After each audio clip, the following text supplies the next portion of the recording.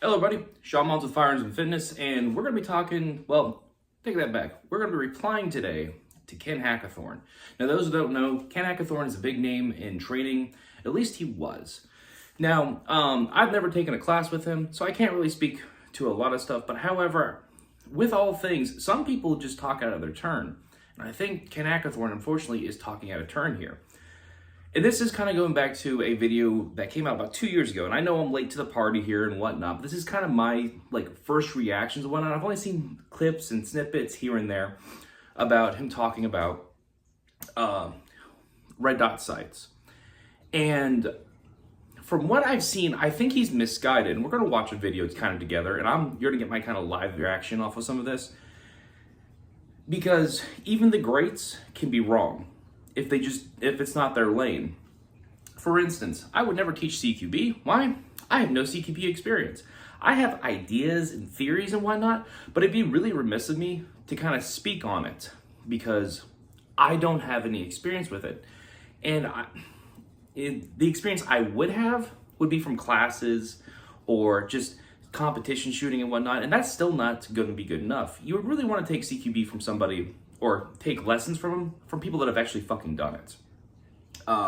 Where there's real problems on the line. I'd even take it over to take an airsofter's advice on CQB way before I would take any of my advice. Again, though, you can have theories and whatnot, and you can see problems that others may not see, but those problems might actually not exist because you're overthinking it, because that Dunning-Kruger effect. Now, starting off this thing, all right, I want you to know, please don't go over there and hate on Ken Hackathorn. If you have a chance to train with him, maybe. We'll see my opinions at the end of this video if somebody I would train with. I know in past times he was somebody I wanted to train with because he was one of the big names, the firearms industry and this training industry and whatnot. But sometimes people age out of stuff. Somebody I have large reverence for is James Yeager, for instance. And here's the thing. James Yeager's take on red dots was wrong. He would teach people to focus on the dot. And he gave a bullshit answer as to why, which some study that you read where people, these Navy SEALs, were focusing on the front sight in order to make a hit. Cool. It's not the same thing as a fucking red dot. We've been using red dots for rifles for probably about at least 40 years, floating on 40 years, something like that. And they've gotten much better as time has gone on. Red dots have been on pistols for at least 10 now, and they've been amazing. I know they started getting real prominence in 2012, 2013. And like I said, they've just gotten more and more prominence. And I understand that I'm kind of rambling here, but I'm making a point here. But James Yeager, as good as he is as a teacher for some stuff he just does not have the lane for. All right, it rests his soul, but there's some shit I just wouldn't take his advice for. Red dots was one of them. Red dots and pistols, that is. Now, without further ado, let's just kind of dive into this. Hey gang, Ken Hackathorn here for the Wilson Combat YouTube channel. Got a couple things I want to chat about. Well, about a year ago, Bill Wilson and I did one of the Gun Guys episodes, and particularly talking about trends. And during that, Bill brought up the topic of red dot sights on pistols. And I offered up my views, and some of which is, the red dot sight on pistols now is being perpetuated as the future and the answer and the best thing since sliced bread. And I dared in that particular interview to mention there were some negatives. And oh man. So it does seem off the bat I do have a different take on it, but you know what? This is an updated version, so he may have updated some thoughts, and we're just going to kind of work with it on that. Again, not super good at this reply video stuff, but we'll work on it. We'll see what he's kind of getting at and whatnot. And the internet, the nipple heads on the internet, heads exploded. I dared say something bad about red dots. I dared in that particular interview to mention there were some negatives. And oh man, the internet, the nipple heads on the internet, heads exploded. I dared say something bad about red dots. I will say this, Now, there are some jackasses on the internet. I know, I get plenty of them. But here's the thing. Sometimes they're right. And sometimes what you say is stupid. And sometimes you got to take that feedback. Now, again, coming from, this is my channel and, this, that, and the other, or these are my opinions. All right, cool. Sometimes your opinions are wrong. If you sat there and told me the earth was flat, that's a wrong opinion. That's just wrong. All right. If you told me Israeli carry was, okay, that's a wrong opinion. And that's okay to be wrong. All right. You just have to get more information to update. Because maybe there's something you are missing and you don't understand yourself and you need to get better at. So, again, I kind of get the force back of, the nipple heads on the internet. I kind of get that. But in the same breath, to be dismissive of the nipple heads may be wrong in itself. Again, the people that I've seen comment on the video, or if had little snippets on the video, weren't necessarily calling him dumb or anything. Maybe just out of touch. But we'll continue on. And all people just, he doesn't know what he's talking about. He's an old geezer and he's out of touch and he doesn't recognize the future. So I decided to do this one we're going to call Red Dot Revisited. And then I want to talk about them. First off, people assume that, one, I'm an old guy, so I don't know anything about using them. Well, I am an old guy. But before me, I've got 6 red dot sighted pistols that I've been shooting these things for a long time, and I shoot them a lot because I want to know what they're about. What are the pluses? What are the minuses? And people want to perpetuate the pluses. We've got a lot of Pied Pipers out there that are telling people, oh, you got to have a red dot and this is the road you got to go down. And I understand, everybody's got to make a living, God bless them. So we're going to cut it there for a second. Now, let me start by saying this. All right, I do believe that you should probably have a red dot on your pistol if you can afford it and if you're willing to train. All right, if you are not willing to train, it doesn't really matter what you have. All right, it could be iron sights, it could be no sights at all. All right, if you're not willing to train, then you're not going to get any benefit out of a red dot. However, if you're watching my channel, you're probably willing to train. You're probably willing to go the extra mile to learn stuff and whatnot. So a red dot would be beneficial to you 100%. Now, that does not mean you need a red dot. I highly recommend a red dot. There's a lot of pluses to it. There's only a few minuses that I can find. And I've been shooting red dots for quite a while. However, there are not a lot of downgrades. And that's why we went away from irons on rifles only. We went to red dots. And then from there, we went to magnified optics and so on and so forth. It's just progressed from there. Because the technology has gotten better, because it's become far more reliable, and because it is infinitely easier to shoot well and more consistently with a red dot or a single plane focal point. It's just what it is. All right, if I can focus on the target where my focus needs to be, what they're doing, their behaviors, and so on, a red dot or something thereof infinitely helps in that. The first red dot sight pistol I got it's a Glock 17 that I had dug up at AETI, direct mount a Trigicon RMR. And I started shooting this. This is first generation RMR, so I've had this gun for. So we're going to kind of skip past this part a little bit because it is mostly just him talking about the guns he owns and that with red dots, which is cool. However, that does not mean you know how to use them. Just because you have a gun with a dot on it does not mean you know how to use them. I have a few friends of mine who have recently tried to get into the dot game and didn't know how to use iron sights or are poor shooters as is. A red dot is not going to help that. So, and I'm not saying Ken Hackathorn is a poor shooter or he's got poor fundamentals or things like that. However, just because you own certain firearms does not give validity to your opinion on stuff. It really doesn't. Now, I'm interested to see kind of where he goes with this and whatnot. I understand that he's had early experience with it, but it's prolonged experience that I would be more interested in hearing about.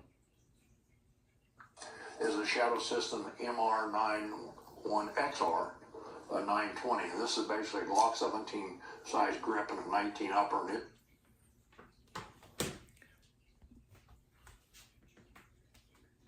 it's got a Holosun. This is one of the Primary Arms ACSS reticle one. So this is the most recent one. But I've shot collectively through all these guns about at least 20,000 rounds. So I'll give you some.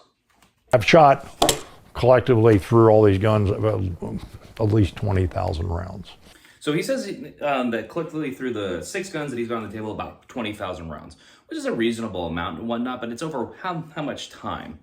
That if you're shooting 200 rounds a year, so for instance, the early Glock that he has, he's talking about here, is with his Gen 1 or Type 1 RMR. That was probably around, especially with ATI or whatever it is, ATEI, something like that. I remember that name being thrown around about 2013, 2014 time frame. It may be earlier. However, I do want to point that 20,000 rounds for somebody that does what he does, and this is between 6 different guns, is not a lot of rounds. It really isn't. I alone, over probably 3 guns, Jesus Christ, I probably have over 100,000 rounds easy in the last 4 years on red dots. I take that back, because I started on red dots in 2016. I have a lot of rounds. I have over 100,000 rounds just on red dots in general, and that's not including the 100,000 rounds plus that I have on shooting iron sights. So let's move past that here. So I'll give you some of my observations. 1, I'm convinced new shooters, somebody new to shooting, will pick up using a red dot much faster than somebody who's been used to using iron sights. And think about this. Let's say I have shot my handguns with iron sights 100,000 rounds. Every time I shoot a pistol, I train myself to look at the front sight. That's my focal point. And after that many repetitions, you build something called automaticity, which means my subconscious brain doesn't have to think about focus on the front sight. All I have to do is bring the gun up and my eyeball goes to the front sight. Now, the drawback to that is, to use a red dot sighted pistol correctly, ideally you focus on the target and superimpose the red dot where you want the bullet to go. Well, say if I'd shot iron sighted pistol 100,000 rounds, I'd have to shoot a red dot sighted pistol theoretically 101,000 rounds to cancel out what that subconscious mind is programmed in. That is incorrect. That is actually 100% incorrect. So here's the thing. In order to get a new habit and whatnot, you need to probably practice it for 30 days in order to keep that habit. And it's really easy to get into different habits. Now, I'm going to equate this to weightlifting, for instance. Now, all principles kind of stay the same with weightlifting. Brace your core, stay tight, all right, and focus on the movement itself. Now, I like to do Zercher squats. And for those that don't know what that is, it's basically you hold the bar into your arms and then you squat down. I also like to do back squats, which are squats in the back. Now, I don't normally do those at the same time. I would normally change them out whenever I'm doing my programming and whatnot, because they're 2 variants I enjoy. The same with front squats or something like that. Now, what it'll normally take me is 2 to 3 trainings, all right, of that movement before I am super fluent in it. All right.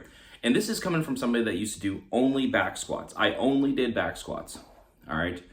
And I've squatted 500 pounds before with a back squat. I've done 315 with the Zercher squat for 3, so on and so forth. Right. These are movements that I can do fairly well.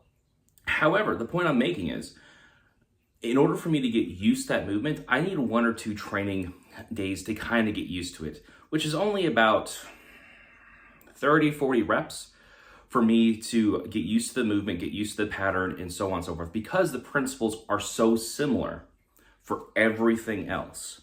All right, having a good stance, having a good core, tight core and whatnot. So for me, when I was going to a red dot, it was very easy for me to pick up on it and pick up after about 2 or 3 range trips. All right. And they weren't large range trips, only about 200-300 rounds a piece. So within 1,000 rounds, I was able to very quickly get the dot and keep it moving. Not only that, mid midway through my competition and whatnot, I went from shooting iron sights to a red dot pistol, and I shot a red dot pistol far better than I did anything with iron sights. And I wasn't a bad iron sight shooter. I truly am not. You guys have seen me on the channel shoot out to 50, 70, 100 yards with irons, no problem. And you've seen me do the same thing with a red dot. So it's not like I'm bad at shooting. The point I'm making is most of the principles are the same. You may are changing one variable, and it might be a little bit to break that one variable, but it is an easy thing to do nonetheless with good, meaningful practice. And for somebody of his caliber and his knowledge, you would think he would know that. That is actually a very kind of an important point to kind of make here. I'm not picking at him, but he's making a mountain out of a molehill, something that's very easily conquered for just about any shooter. All right, and that's my personal opinion here. That's something he needs to kind of work against and whatnot, and something he may need to conceptualize, because he may not be accepting the dot. Here's the thing.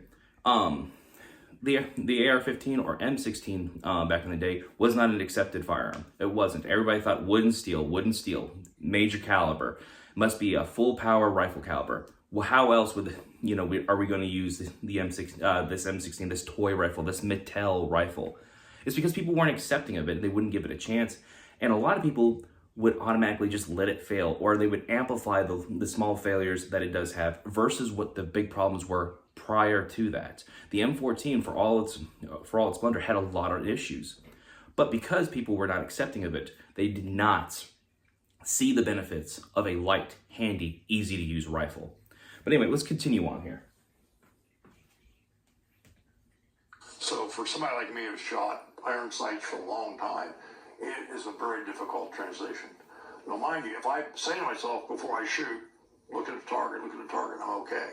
But for the most part, I still look at the dot, because that's what's programmed in this computer. Doesn't mean I can't do it accurately or can't do it effectively. It's just probably not optimal.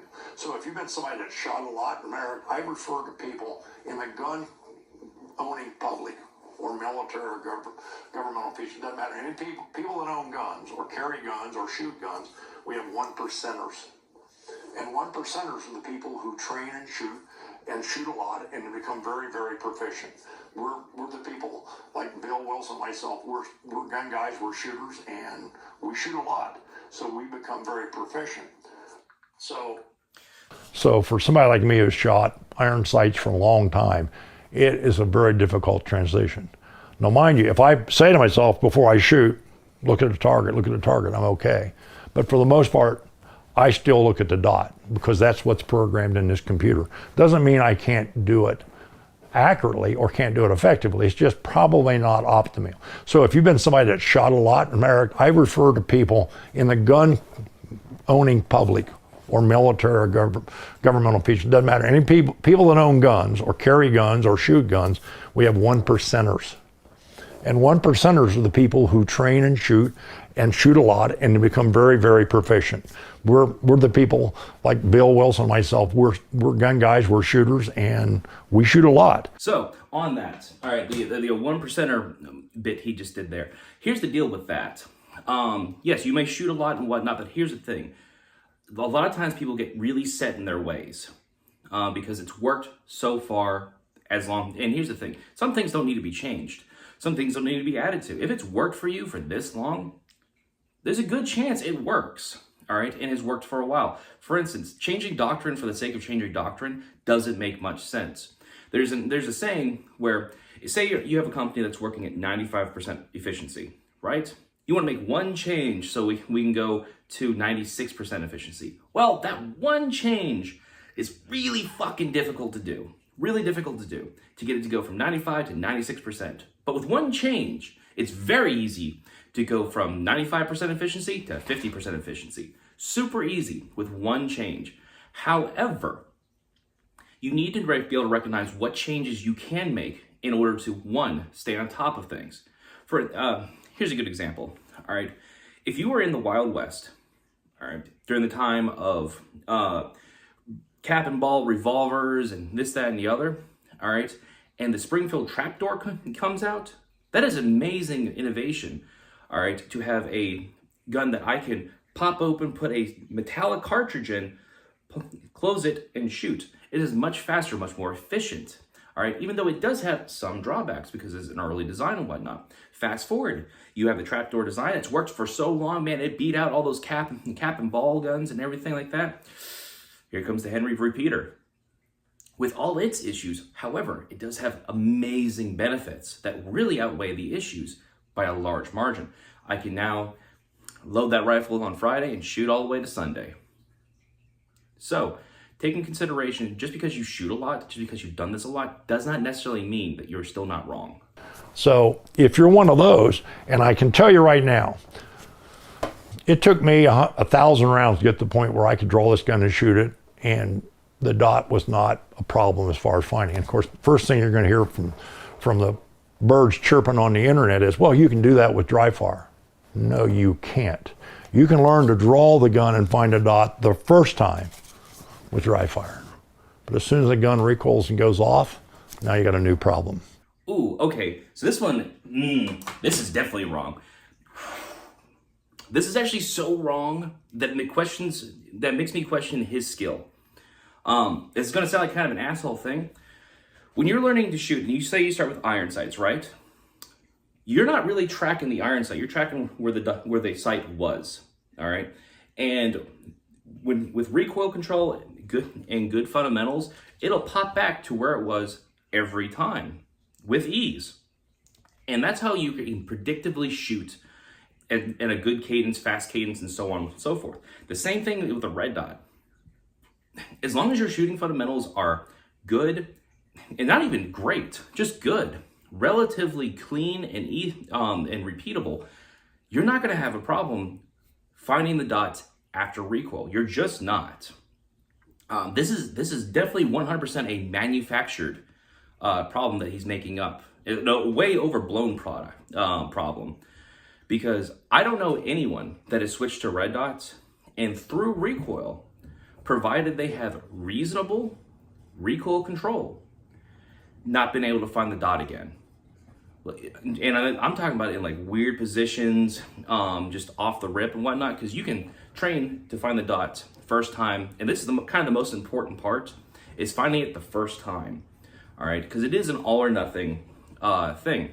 Enclosed red dots do help with that because I'll have to go into that in a different video, but long story short, if you're getting brand new into red dots, I would highly recommend going to an enclosed dot to start, only because the dots are much easier to find in enclosed red dots by like a large margin. But yeah, the point I'm making is this is a very manufactured problem. This is not a real problem. If you have, especially somebody that supposedly has the skill that he has, this is not an issue. This is a manufactured issue. This is not an issue I've ever seen anywhere. I've taken a bunch of training classes. I've been to a bunch of competitions. I've been around a bunch of shooters. This is not an issue. Or strong hand or weak hand. As soon as that gun starts recoiling and moving around, you're going to lose the dot and have to reacquire it. Dry firing doesn't teach you that. You got to shoot real bullets to get there. Okay, again, same thing. As long as you have good fundamentals and whatnot, you'll find the dots. It's just off the rip right there. Like I don't want to say this is a lie. This is a overblown problem. That's not a problem. This is in fact him making an issue up. The reality is there's a learning curve. For me, it took about 1,000 rounds to get to the point where I was comfortable. It took me 5,000 rounds of shooting to get to the point where it was natural. Ooh, why 5,000 rounds? That is a lot of rounds where it becomes natural. Again, anybody with any kind of skill, within 1,000 rounds, it should become easy without an issue. Even if you are focusing on the dots, you're automatically going to eventually focus back on the targets because you're going to realize, oh, I'm focusing on the dots. And it'll work itself out. This is making me one of two things. One of three things, I take that back. There's one of three things. He's either not accepting of the dot, all right, and is doing everything he can to fight against it. He is low skill, all right, or does not know how to practice the skills required in order to become a better shooter, which I don't think is this, or he's lying. Or I can use a red dot. By the way, I can use them now. I shoot them just pretty much as good as I do with iron sights. At distance, I shoot them better because I realized I only got one aiming point, the dot. I don't have to line up the sights. So at distance ranges, at longer ranges, the red dot does have an advantage. This is true. Distance, red dots have an infinite advantage. It's like you can come at me with that. There's literally no iron-sighted system that is better than a red dot at distance on a pistol. Now, here's the cold hard reality that nobody wants to talk about. At the distances you really use a handgun to defend yourself, 0 to 10 yards. That's the real world. They have no advantage. What? My mic is probably peaking at this point. No, what the fuck are you talking about? All right, this is clearly somebody that has... I hate to say it like this because the flat range has gotten people a very long way. It truly has. But this is something that is an absolute lie. Or an absolute... He is misrepresenting this 100%. I'm gonna... Overton Windex has a great short on this about why having a red dot is so much more advantageous than having a iron sight. And it's simply being able to get more information because you're basically ghosting your entire gun over somebody. You have this maybe some fuzz on the body of somebody, all right, and then this floating red dot on where you need to hit, and you can see everything. You can see hands, you can see shoulder movements, you can see eye movements, everything. You are now focusing on what needs to be shot. And here's the thing. With an iron-sighted pistol, if you are focusing on the front sight, you are losing information 100% of the time on your target. This was even demonstrated when I was at Pistol Cheat Codes with Andrew from Combat Art Training. He had us grab some dummy guns, all right, and aim it at him. He said, get a good hard front sight focus. All right, aim it at me. I want you to focus on my hand and track my hand, and we're all doing it. And while we're all focusing on that, because we're focusing on the front sight, having to follow this fuzzy little thing with less information, and I have this big fucking block of thing in my sight line, guess what? He pulls a J-frame, and it's just below nipple line, all right? So it's not even low, and none of us saw it. None of us. All right? And this is from somebody that shot red dots forever, who normally does a soft sight focus if I have to shoot irons. And the fact of the matter is, on a hard front sight focus, I lost information. He wasn't more than 5 yards from me. All right? And I lost information, and there was a J-frame right there. A new threat had brought up. That could very well have been just him going, oh, I have a heart attack or something like that, and I would fucking be seconds behind. All right, that is an absolute lie. You, sir, need to take training. 100%. You need to go and find training from an adequate instructor. I don't care how much you shoot. You're obviously not thinking through the problem. And that's the fact of the matter. You are not thinking through the problem. I also see this a lot in competition shooting, where guys that shoot red dots will know when they miss things a lot better than guys who are shooting irons. They can call their shots infinitely better at speed, way better than guys that are shooting their iron sights, even at high levels or lower levels. All right, this is an absolute lie. Let me phrase that. He may not be lying; he's just wrong. All right, and this is a problem. This is a problem he has not thought through, flat out. All right, there is literally zero. There is literally zero takeaway from having a red dot from 0 to 10 yards. Zero. Because here's the thing, at 0 yards, you're not even using your sights. You are point shooting. You're using the back of that gun, you're putting it in the middle somewhere where it needs to get hit and popping rounds. All right, at 10 yards, which is kind of far, I do want to start by saying that, you're still getting that good full extension. If you are practiced, your sights should line up good, all right, on the high torso, head, shoulder, stomach, somewhere, and be able to break a good shot easily. Easily. You should be able to do a 10-yard shot in under 1.5 seconds. All right, and make a good C-zone hit with ease, flat out. All right, and this is from the draw, from the draw. Already presented, you should be able to just immediately pop in less than a second. Less than 0.7, less than a 0.7 from you hear a beep, go bam, flat out, should be able to get a good C-zone hit with ease. This is, oh my goodness, this is a ridiculous statement. A red dot sighted pistol at 0 to 10 yards has no advantage over iron sights. It's not faster, it's not more accurate, it has no benefit. Again, this is wrong. It is more accurate, straight up, because I'm able to focus. I have one singular thing, and then I have this 2 MOA, 6 MOA, or whatever size dot floating over what I need to hit. Even if it's 12 MOA dot, it is still so much smaller than almost any iron sight you can find.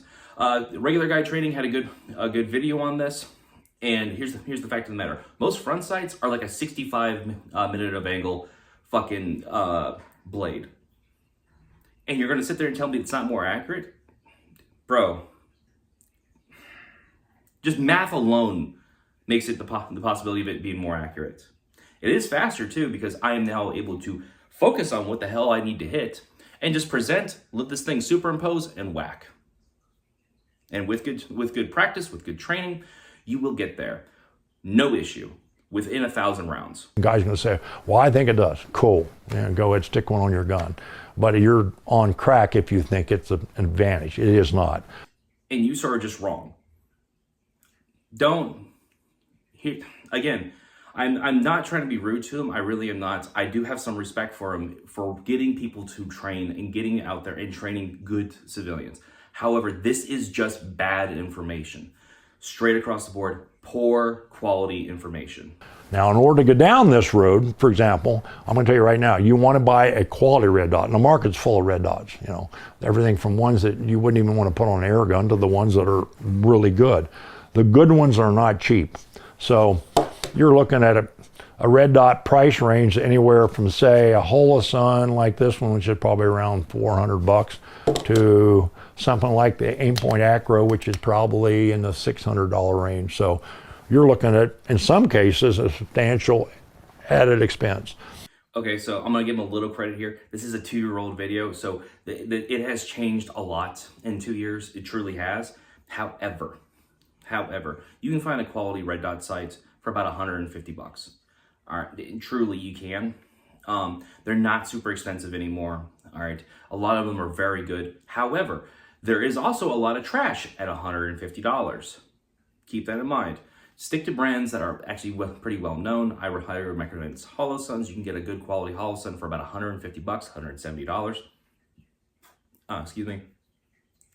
And that's kind of like the low end of things. And of course, you can get like SROs, RMRs, Delta Points, and so on and so forth. Aaron Callan is a great person to hit up if you're looking for a quality red dot sight to put on a concealed carry, duty rated, so on and so forth pistol. He still, I believe, updates his white pages on this. So again, this is incorrect. This is actually bad information. Again, they're not that expensive. They're not anymore. Depending upon the design of the gun, the interface, if you have to put a plate on her, remember some of the weak link is the plate, the interface. So you want to buy a good one. A good example is the Glock MOS system. The plates that come from Glock, the adapter plates, you want an aftermarket one. One of the things, and we're talking about adapter plates, for example, this is the True Zero system from Wilson Combat, and it's one of the most rugged I've seen. They really engineered this thing to be incredibly strong. You don't have to worry about it failing or fracturing. Now, it's more expensive, but you kind of get what you pay for. So the cost of equipping the gun with the red dot is a consideration.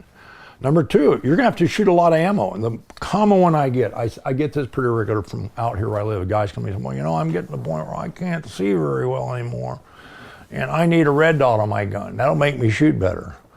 And I always say, well, how much do you shoot? How much do you practice? Well, you know, I shoot a couple times a year. Well, let me give you a clue.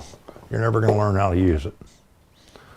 It takes a lot of rounds to become proficient with it. Okay, agree, disagree on this one. Here's the thing. If you have a hard time seeing iron sights for whatever reason, go to a red dot. It's okay. Like I said, the cost is not really that much of a factor anymore. Try to get as quality one as you can, but here's the deal. If you don't train, you're pretty much going to be in the same boat as if you just ran iron sights. You truly are. You're not going to find it. You're just going to spray, pray, and hope to God it all works out for you.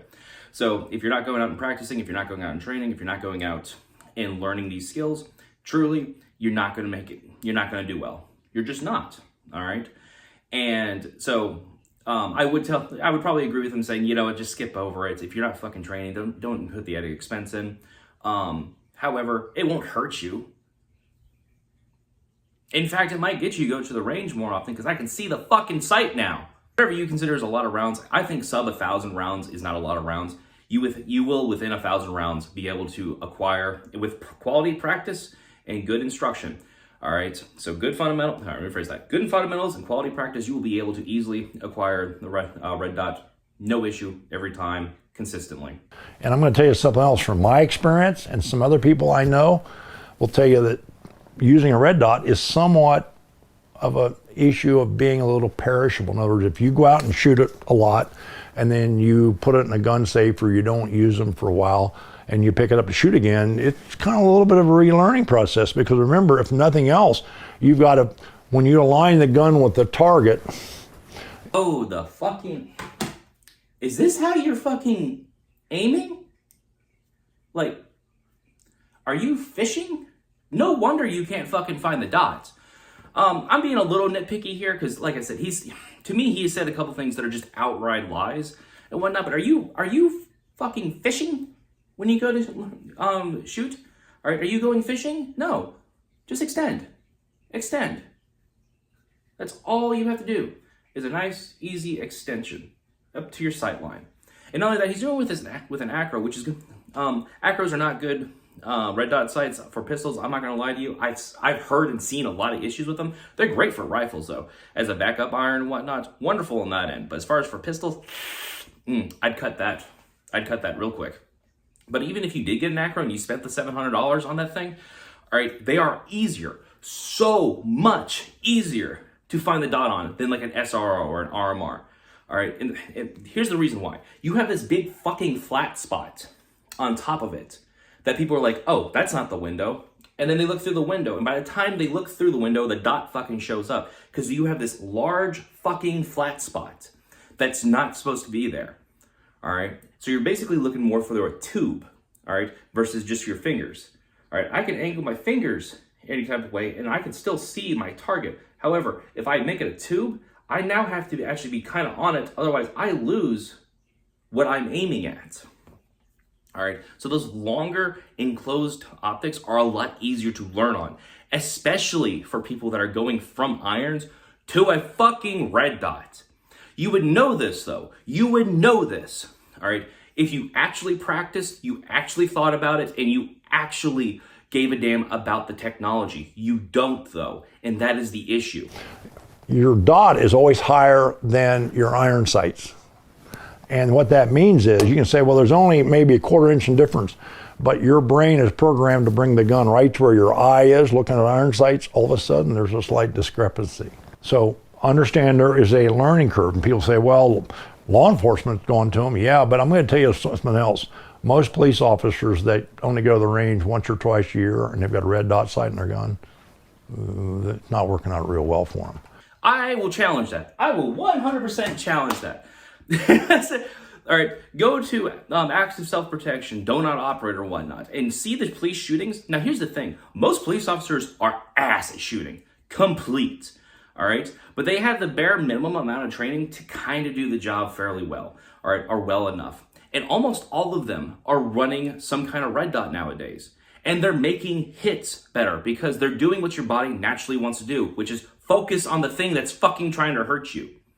All right? Your body does not naturally, if you've taken a force-on-force class, you learn very quickly, all right, it is very hard to find your front sight. Even if you've trained it for a very high, a lot of times, a lot of reps and everything, excuse me, you will find that it is super difficult to find your sight. That's why XS big dots were so popular way back when, all right?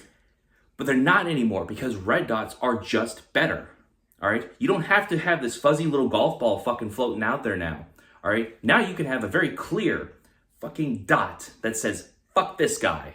I'm also going to throw this out too. I do have I do have one friend who literally just for the first time ever, like first 5 shots, all right, with that O-Hunt enclosed optic that I gave him, picked up shooting a red dot fucking so quickly.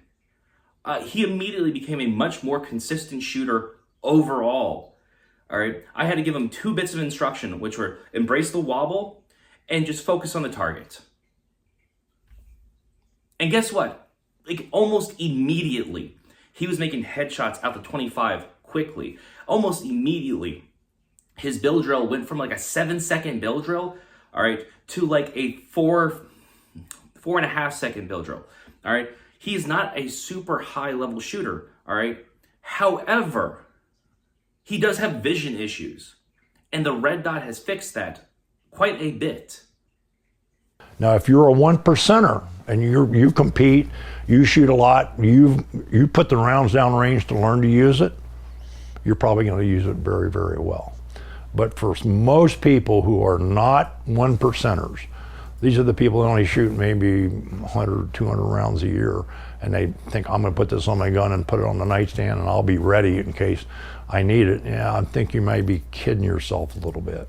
Durability.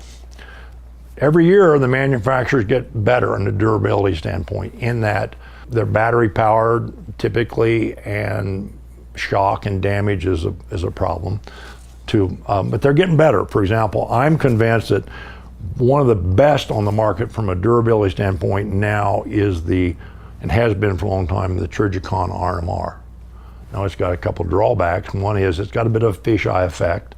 If you do have to replace the battery, you have to take it off the gun and then put it back on. And typically, you have to re-zero it. It won't be off much, but you got to re-zero it, and that's not something that's handy to do. Okay, these are somewhat fair comments on it, but here's the thing. I have found that red dots, and there's a lot more red dots out there than there ever has been. All right, I have found more problems with iron sights straight up than I have with red dot sights. Carte blanche. All right, so my first class ever was a tactical response, their fighting pistol class. Do you know how many people lost their rear sight and their front sight or their front sight during class? A fucking lot of them. Like an absurd amount. I think there was 15 of us or 16 of us in that class, and 4 of them lost sighting systems. All right, this is quite before 2013, 2014. It's where red dots are starting to kind of make it into the defensive circles, but they're not popular, like at all. I've seen so many iron sights fail in my time, and I know you have too. As many students as you've trained, all right, I know for a fact you have seen these things happen, and they're almost always just from bad maintenance, all right, incorrect installation, all right, or just bad handling. That's normally what it's from. And the same thing normally happens with red dots. The only time I've ever seen problems with red dots, all right, for the most part, all right, there's been exceptions. Obviously, I have a video on the Tacticon V4 that failed me miserably, okay? And I don't recommend it because of that. However, with quality red dots, I have never seen issues that the red dot itself induced. It's almost always user-induced. You know, if it happens to you on the range, or Lord happens to you when you're out and you need your gun, you pull out a holster, there's no dot. Okay, here's the thing on there's no dot. Change your batteries, all right? Every 6 months, change them. All right, the Acro is far less than that. I think it's like, it got like a 2-month battery life or something like that. Change it every month, all right? If you're gonna spend the money on red dot, change the batteries, all right? But most of them, 10,000 hours easy, 20,000 hours easy, a whole year, 2 years, 3 years worth of fucking time. Change them every 6 months to a year, and you'll be perfectly fine. You'll never have this issue. Go and re-zero. Have 2 pistols, all right, both with red dots, or have a pistol that has a red dot on it that you don't need to fucking remove off the goddamn gun in order to shoot it, if this is really an issue that you think you need to address, all right? Not only that, taking the dot off a pistol, all right, to change the battery, also lets you to double check Everything else, make sure the Loctite's actually working. You didn't have loose screws, so on and so forth. Minimum maintenance. All right. So I'm just saying, mountain out of a molehill again. People say to me, well, you've got backup sights. Those backup sights are there. The way it works is if your brain has learned to use the red dot and you bring your gun out, you're blazing away and you pull your pistol out and it comes up and there's no dot, you would say, well, the proper thing to do is use your iron sights. Your brain's going to keep looking for the red dot. And I see it all the time. Guys are doing this. I will say this is a valid point. I do see a lot of people to the point where if they don't see a dot, they will look for that dot before they go to irons and whatnot. Again, though, this is more of a training issue. This is more something you need to kind of work through. I don't run iron sights on my pistol. I know that's bad of me and whatnot, but I'm gonna level with you. I can point shoot well enough out to about 10, 15 yards where if I need to make a shot, all right, and I don't have a dot, I'll be fine. I'm not gonna be making headshots, but I'm gonna be making C-zone shots, no problem. However, all right, if you're one of those people that say, oh, you must have iron sights on your pistol and whatnot, god damn it, you better fucking learn how to transition to those irons, all right? It is what it is. And you pull your pistol out and it comes up and there's no dot, you would say, well, the proper thing to do is use your iron sights. Your brain's going to keep looking for the red dot. And I see it all the time. Guys are doing this, you know, because the brain wants to find the red dot. So understand that backup iron sights your gun should have doesn't mean that it's going to be an instantaneous change if there's a problem with the dot on being there. Maybe deluding yourself. I'm a fan of enclosed emitter, which means there's a lens in the back and the front. And I think the Aimpoint Acro, the first ones, the P1s, had issues with a very short battery life. And why these people put a crappy battery in this thing with a miserably short battery life, I don't know. Okay, know this. There is pluses and minuses to have an enclosed emitter and open emitter. Straight up, there's pluses and minuses to both. And I'm of the opinion that there's none that's actually better than another, really. Especially if you're practicing red dots, there's not really one that's better than another. It's just whatever, either one fits your budget, two fits what you want. If you want an enclosed emitter, by all means get an enclosed emitter. If you can only afford an open emitter or you want an open emitter, get the open emitter. There's pluses and minuses to both. You're not really going to be losing out either way. I like the closed emitter because the trouble with an open emitter is you can get crap in there. And people say, well, it's not really a problem. You know, it's not a problem until it happens to you. This is an overblown issue, truly is. I've taken a bunch of training classes. I've done a bunch of competitions. I've done in my own practice, rollover, prone, been in mud, everything. It's an overblown issue. It truly is. If there's rain, I've shot in the rain before with an open emitter and whatnot. Here's the thing. Like, all things have pluses and minuses and whatnot. I've never really had an issue. I've poured water into an open emitter and whatnot, and it's not been an issue.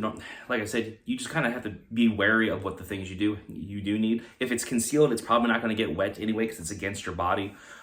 If you have a duty style holster, maybe get one with a hood to just kind of protect it a little bit more. But here's the thing, it's an overblown issue. It's not something you really need to worry about. Stuff on the lens can be an issue. Stuff that gets in on the emitter is a disaster.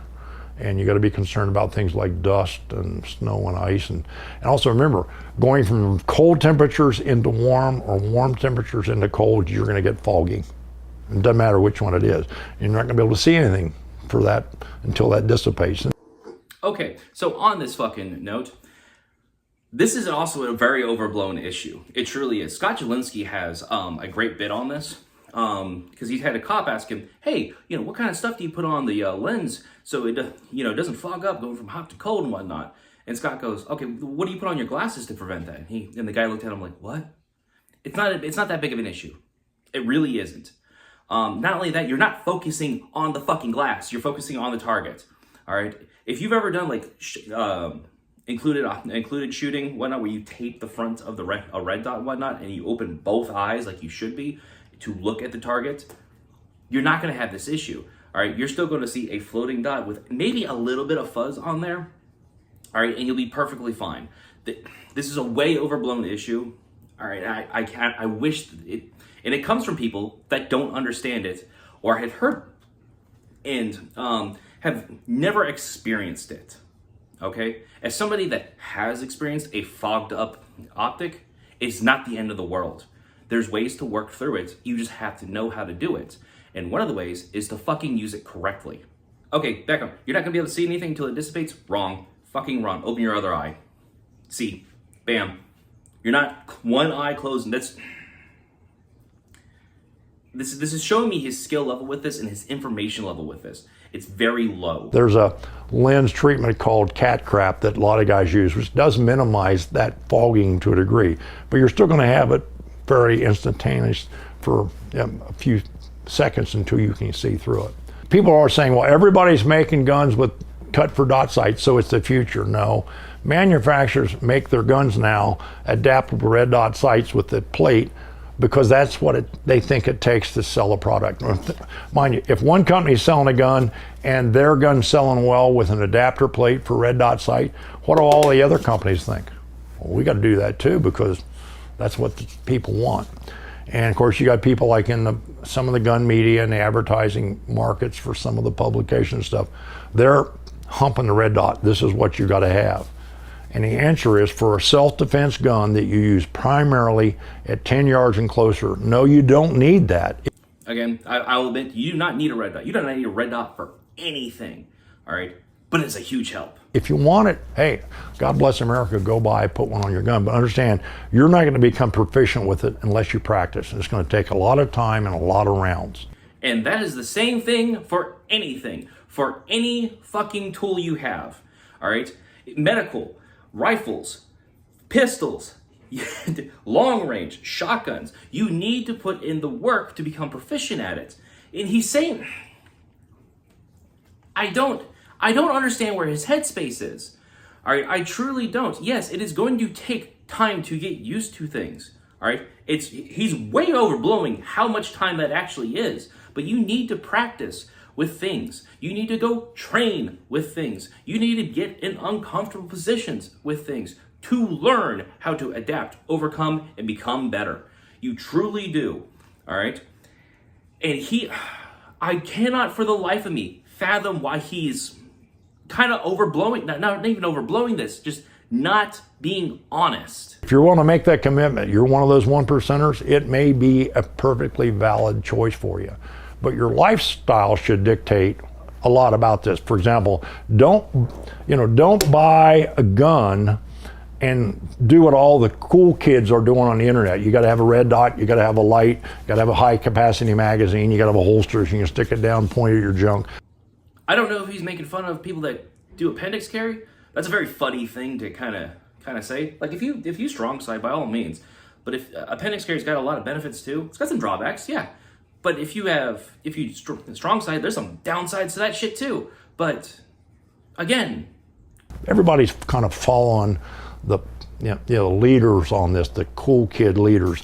And the truth of the matter is that may not be the best choice. I got a buddy, one of my sidekicks, Bruce Geiser, often says, in the real world, often less is better. And the less complex problem you've got equipment-wise, it may be for the best. This is another fun thing I hear quite often, that less complex is better, and sometimes that is true. However, your car that you have right now, is that shit from the 1920s? All right? Because it's less complex if it was. I mean, fuck, you can go work on it and whatnot, but here's the deal. You don't have traction control, you don't have anti-lock brakes, you don't have a lot of the fucking niceties a regular car has. And yes, when some of those niceties break, it fucking makes life a little miserable. But you know what? The quality of life you get, all right, if you maintain it and do stuff, way outweighs the things that come up. Just like seatbelts. Seatbelts have evolved quite a bit. Airbags have evolved quite a bit. Sensors for cars have evolved quite a bit, and they've made us safer as a result. All right? And he's acting like, we just got it right in the 80s. We should just kind of leave it there. Stop, dude. Like, again, I am not trying to, berate you, but I'm also trying to inform you that you are indeed wrong on this. And you have not thought through this. Now, I know there's still people out there going to say, well, I don't think the red dot sight is for me. Cool. you should really test, get one, shoot it, and see. You make up your mind. If you say that the red dot is not for you, it is not for you. You're not going to accept it. You're not going to embrace it. You're just not. All right? Just like him. You're going to find everything you can that's wrong with it. Ignore all the benefits that it does offer. All right? And just not deal with it. So, I agree with him. If you say red dots are not for me, red dots are not for you. My attitude is the red dot sight pistol is kind of like a 1911 design pistol. If 1911 pistols honestly take more maintenance than, let's say, something like a Glock or the Shadow Systems, in that you do have to keep them lubricated. You got to kind of check out your guns. If you're a guy who maintains your gun and understands you're an enthusiast and takes more, shall we say, attention, you may be okay with a red dot. As far as you get a periodic, make sure, hey, are they loose? You know, is the battery working? Is the dot there? Can I see through it? Is it full of belly button lint? Literally just proving my point. Literally just proving my point. That if you train, you take care of your items and whatnot, this is not going to be an issue. Oh my God. So you have the capability. You have the capability to think through that complex, stupid, fucking thought pattern. All right. But you refuse to with red dots. All right. I agree. 1911s are perfectly acceptable. They are as a carry item, as a shooting item in whatever caliber you fucking choose. All right. But you have to know the maintenance that comes with it. And you have to be willing to deal with the things that come with it. And you have to be willing to train with it. You must learn to make sure you get that good grip so that grip safety is indeed depressed and so that your thumb safety comes off when it's supposed to. All right, that you don't accidentally just whack that single action trigger in the positions between you pulling, drawing, and meaning to fire. All right, all of these things require a bit more attention to shoot a 1911. Just like having a red dot will require a little bit more attention and a little bit more training in order to do it. Or dust. You ride a four-wheeler. This time of year where I live, everything gets coated in dust. And you say, well, that's no big deal. You know, on a closed emitter, I can take my thumb and wipe it off if I need it. On an open emitter, you get the dust down in there. It's not going to be something you're going to fix real quick unless you carry Q-tips in your pocket. Guy said, well, you can get a holster with a hood that protects them. Yes, you can. And that's what the cops have. As a matter of fact, the dot-sighted pistols with the lights the cops are carrying, they don't have holsters. They got buckets that are disguised as holsters. If you look at them, it's like wearing a bucket on your hip. It's kind of... What is this fucking comment? This is such a dumb fucking comment. What the fuck are you on about? Yes, the holster is larger. It needs to accommodate more bullshit. I don't know what you're on about. What? Yeah. Again, if you're a cool kid, you got it. Now, the final point I want to make, people say, what's the trend of the future? How do you know? This is how I know. It's because the industry is pushing towards that route. And it is just like with, this is how I know that red dots on pistols are the future. It's because red dots on fucking rifles were the future. And people fucking ignored that forever until they couldn't. All right. We've gotten so far past a red dot on a rifle that now red dots are just fancy iron sights for us now. They've become so reliable, so ubiquitous, all right, that everyone has one. Then they're normally the backup sights now. All right? That's how we know that this is the future. It's because we've seen this before. And again, if you thought through this, all right, you would know that, you would understand that, but you haven't. All right, look here, man. I'm sure I should probably take one of your training classes. I really should, but I am starting to really question your ability to critically think through an issue. I can remember when, if you started out like when Bill Wilson and I did, you had to have adjustable sights on your pistol because that was important to being a good shooter. That's what everybody had, right? That's what all the cool kids had, was adjustable sights. Well, we kind of learned, they weren't important. And after about, a decade or so. This is why adjustable sights were not important. It's because so many sights from the factory are already mechanically zeroed well enough to most in almost all fucking all ammo, all right? Because it's such a fat fucking sight. It really is. You just had to kind of worry about if you had to have a 6 o'clock hold, or high hold, all right? On whatever you need to whenever you needed to shoot, with whatever grain you were shooting, with whatever defensive ammunition you were shooting, all right? That's why they fell out of favor. It's because they just weren't needed, all right? And they weren't a big enough improvement over iron sights to matter, because you still had 3 focal planes to worry about. Your rear sight, your front sight, which is what you wanted to focus on, and then your thing that's trying to fucking kill you, which is now fuzzy. All right? There wasn't enough of a benefit to an adjustable sight to matter. I can remember when, hey, Pachmeyer grips, rubber grips came out.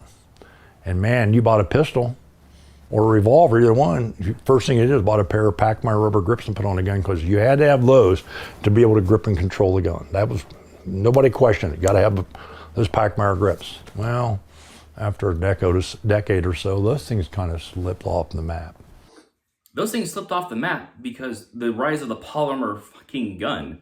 It was no longer the slick-sided steel gun anymore. All right? Again, industry trends. The rise of Glock, the rise of the polymer firearm, all right, truly changed everything. You notice that stippling is no longer as big of a thing either, because laser etching has become so much better. You guys all remember when there was a period where you had to have a laser on your gun. Crimson Trace grips, some of the other, everybody wanted a laser. Laser's the future. This is what works. This is what you gotta have on your self-defense gun. See many lasers anymore? Lasers fell out of fucking, they fell out of favor because, one, they never held zero. They just straight didn't. All right. They were normally poor quality. They were expensive for what they were. All right. And they did not accommodate certain people that either left-handed, held a gun a certain way, or you could not see them on target in a lot of lighting conditions. They were very much a kind of low light thing. That's why they did not take off. All right. Nobody pumped enough money into them to make them better. Crimson Trace is probably the best one you had, and even they fucking suck. For those of you that are naysayers and think this old man doesn't know what he's talking about, in 1990, an engineer at Smith & Wesson designed a new cartridge called the 40 Smith & Wesson.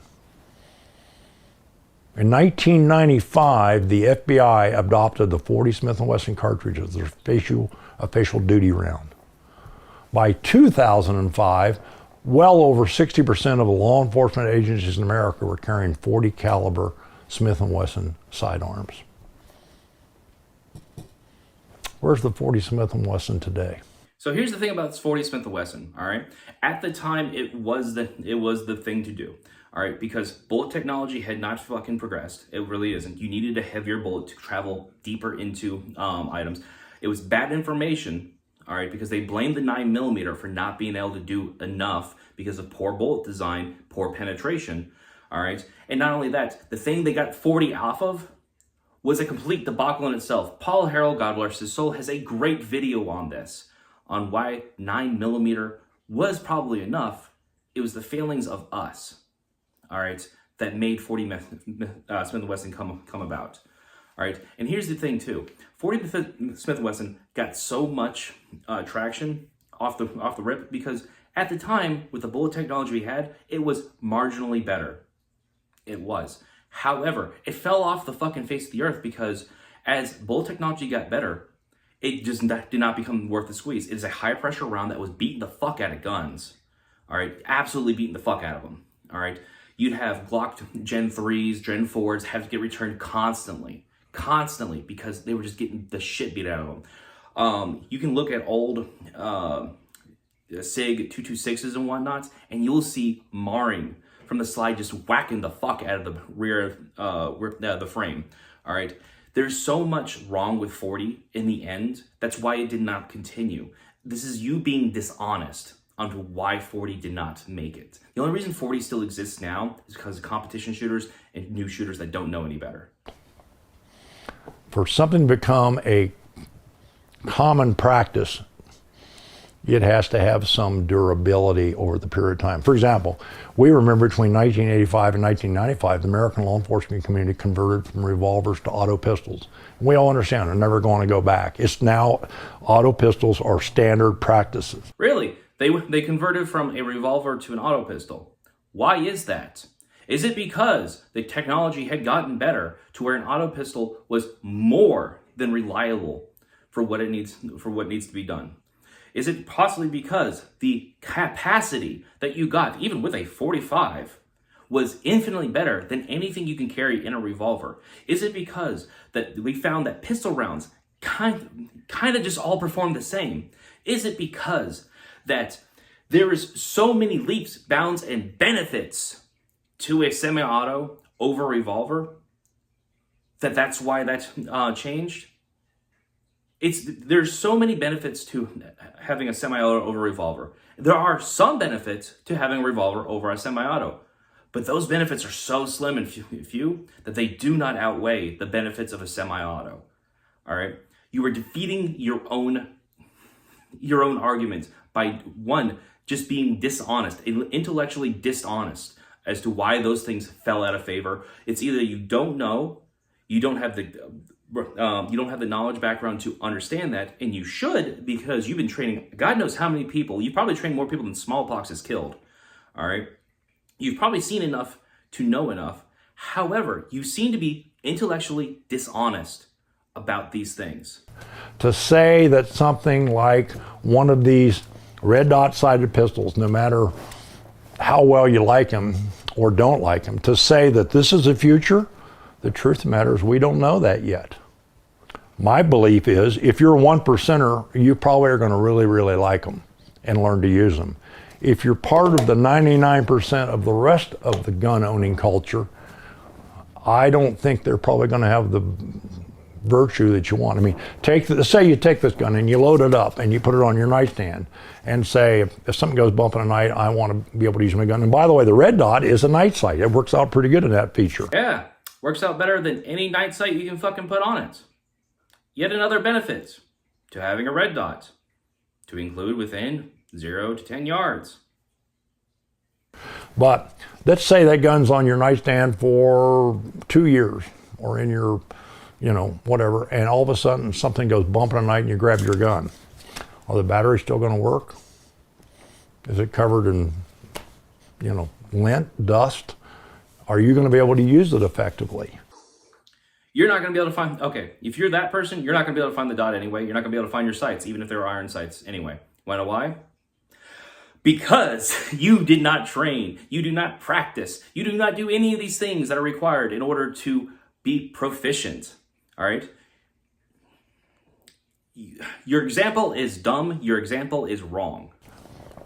That's the real question. The 99% of people who don't practice and don't train and don't shoot and don't try to gain proficiency, I think the red dot sight's a horrid idea. If you're a 1%er and you go out and shoot a lot and say, I'm going to use the red dot sight, will you probably become pretty proficient with it? Yeah, I'll be honest with you. Here's what I'll say, guys. If you shoot at least 1,000 rounds a year, red dot sights are for you. 100%. All right? That is, I think, the minimum you need to remain somewhat proficient with them. All right? You're not going to be world winning. I wouldn't even say you're going to be even a good shooter, but you're going to be good enough with it where you would get all the benefits of having it. All right? And not enough of the drawbacks to not merit having it. I can shoot a red dot sight pistol today pretty much just as well as I can an iron sighted gun, unless I go back to distance, say from 15, particularly say 20 yards and back. I shoot a red dot dramatically better. So this is another thing I'm kind of thinking about. He's saying at distance, he shoots it dramatically better, but there's no benefit to having it up front. Okay, let's say that's true. It's not, but let's say it's true. All right, then you already have the reason to go get a red dot sight. Because here's the thing, Walmarts, there's fucking aisles that are 75, 100 yards long. All right, there's malls where you might have to take a 200-yard shot or something like that. And I'm not saying you should, especially if it's not in your skill level. And here's the thing, you should know what your skill level is. But also, the fact that you have this new, better, You just have a better way to hit something at distance. Why wouldn't you go with that? That is so much better to use. If there's, especially if there's zero reason not to use it, 0 to 10 yards. 11 yards and out? Really making a win for itself, huh? But despite what people think, remember, we always talk about possibilities versus probability. And recently we had an incident, as you probably, many of you know, a young man, Mr. Dickens in Indiana. There was an incident in the mall with an active shooter. This young man, hero by anybody's standards, draws his CCW weapon and engages the active shooter and takes him out. And the internet lore now is he fired 10 shots at 40 yards and got 8 hits and took the guy out. Cool, that's good. And people say, well, I need a red dot sight in my gun because what if I go to the mall and I have to make a 40-yard shot? That's not a probability. That's a possibility. Okay, so here's the thing. I don't know all the information on Mr. Dickens, who did that. Again, hero. I agree with him on that. He obviously has a decent skill level. All right, it's not even a high skill level, but a good quality skill level. He's actually above most of you motherfuckers out there as far as being able to make hits on a target at distance. Even if it was if he had a red dot sight or or irons, he would have been better off with the red dot sight, plain and simple. I think he did it with irons, all right? And the fact of the matter is, he is still a step above most people because he probably trains, shoots, and fucking practices what he needs to in order to make things like that happen. And this is the part that I cannot harp on enough. All right. Ken here is making it sound like that everyone is beneath him and not everybody trains. Only the 1%ers do. And here's the thing. That is true. There's only like 1% of us that actually trains, that actually goes out and practices and whatnot. Because, man, I have too many friends that just fucking blow ass at shooting. I wouldn't trust them with a fucking egg, all right, let alone a gun, all right, especially to cover my behind. But here's the thing, here's the point of the matter, all right? For those of us that do shoot, that do quality training, that do quality practice, that do quality competitions and whatnot, there's no reason not to go to a red dot, all right, other than financial. I totally get it if you just can't afford that. You know, here's the thing. If it cuts into your ammo budget that you need in order to maintain your skill and get better, by all means, don't fucking do it, all right? But if you have the extra cash, all right, and you are willing to learn and get better at something like this, 100%, within 1,000 rounds, you'll get it. And that shouldn't be more than 2 or 3 range trips, all right?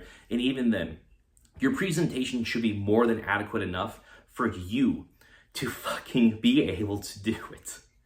And people say, well, I need a red dot sight in my gun because what if I go to the mall and I have to make a 40-yard shot? That's not a probability. That's a possibility, you know. So people tell me, well, I carry a tourniquet because I might need it. Well, I'm going to tell you what.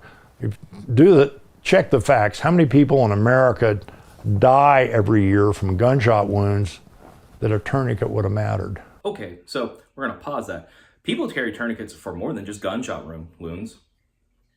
I have one in my backpacking gear. I normally carry one when I'm out and about in town and whatnot. I have actually used one before on somebody that was in a car accident because they sliced their arm open on the window trying to get out. Okay? You're not thinking through the issue. All right? There is a bigger issue available. You have a very narrow field, and I think you're missing the mark greatly. All right? Ken, from me to you, man, stop. Sit down and actually think outside of your bubble. All right? The reason why the internet has kind of come after you about this is because they're challenging you on your ideas. Because your ideas are not only old, not only just incorrect, but seem to be intellectually dishonest. Far better off to have a couple of chest seals in your pocket than you are a tourniquet. So people want to prepare for possibilities, and you can chase that, you know, that idea down the rabbit hole. As far as the chest seals, I think that's probably, I mean, it wouldn't hurt to have them on you. They're probably pretty easy to carry and whatnot. However, To me, I don't think plugging gunshot wounds in the chest is probably going to be your main issue. It might be. It wouldn't hurt to have them. All right, but carrying a tourniquet is far easier. All right, and probably far more meaningful. You need to prepare for probabilities. Is the red dot sight the future? Is this the way the handgun world is going to go? I don't know. Too early to tell. My gut feeling is it may be like the laser, or rubber grips, or adjustable sights, or the 40 Smith & Wesson cartridge. It may be the future. You know what? May not. You're pretty smart. Think about it. Make your own judgment. Good luck, good shooting. See you down the range. So that was it. So this is gonna be kind of my take on this. I thought that, here's the thing. I don't want to sit here and outright call Ken a liar. All right. However, I do think he's being intellectually dishonest. I do not think that he is taking in information. I do not think he's accepting of red dot sights in this and the other. And because of that, he's just kind of set in his ways. And here's the thing. His ways have worked for him for a very long time. So it's not necessarily wrong. However, you are giving bad information. You're giving information that is outside of your wheelhouse. All right. I understand that you have practiced with them. All right. But 5,000 rounds for you to kind of pick up and actually get with them? Come on, man. Come on. All right. You're changing one factor, literally one single factor. All right. And yeah, for the first maybe 1,000 rounds, and big maybe, all right, you might be working at 60% efficiency. All right. But with some practice, reps, and whatnot, you should easily get back to 95% efficiency without issue, if not better.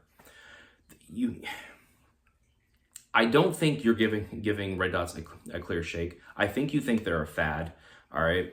And because of that, you're just not going to be a part of it, which is fine, whatever. I'm not telling anybody out here not to train with them. I am, however, going to say this.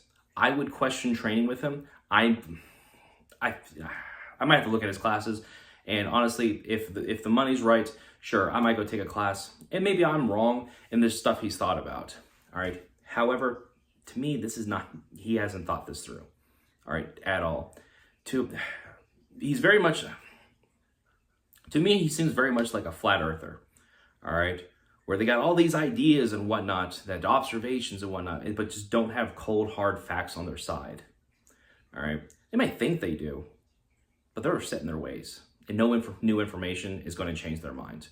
And I might be a nipplehead and whatnot, but I want you to know, guys, there's no such thing as cheating. There's winning and winning easier. Y'all have a good day.